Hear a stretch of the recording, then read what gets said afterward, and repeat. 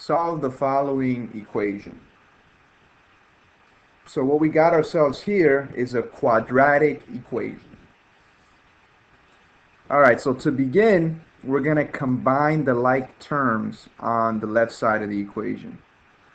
So let's begin with these terms. Negative 6x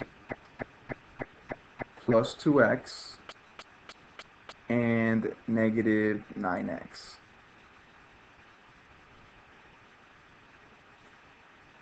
Those terms are going to combine to give us negative 13x. So we're going to bring down the x squared. So we have x squared minus 13x.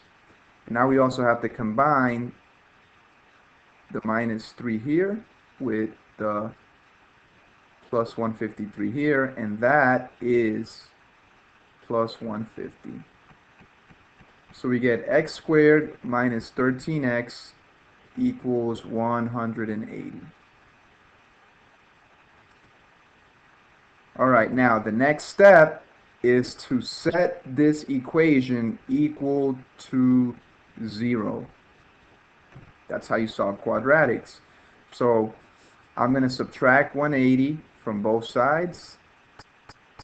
You always want to keep the x squared positive.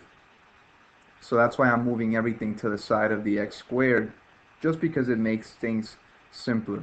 So the 180s cancel out here, and I'm left with 0 on this side, which is what I wanted because I wanted to set it equal to 0, remember? That's one of the steps in solving quadratics. So on the left side, I'm left with x squared minus 13x, right? The x squared comes down, the minus 13x comes down. Then I have 150 take away 180, and that is negative 30. So I get x squared minus 13x minus 30 equals 0. Now my next step is to factor the trinomial. So I'm going to write 2 sets of parentheses. X here, because x times x gives me x squared. Now, when you factor a trinomial, you have to think of 2 numbers that multiply to c and add up to b. What do I mean by that? You know, the standard form of a quadratic is ax squared plus bx plus c equals 0. So what you have to think of is 2 numbers that multiply to c and add up to b. In our quadratic equation, what that means is find 2 numbers that multiply to give you negative 30 and at the same time add up to give you negative 13. So multiply to give you negative 30 and add up to give you negative 13. Well, that's going to be negative 15 and positive 2. Think about it. Negative 15 times 2 gives you negative 30, and negative 15 plus 2 gives you negative 13.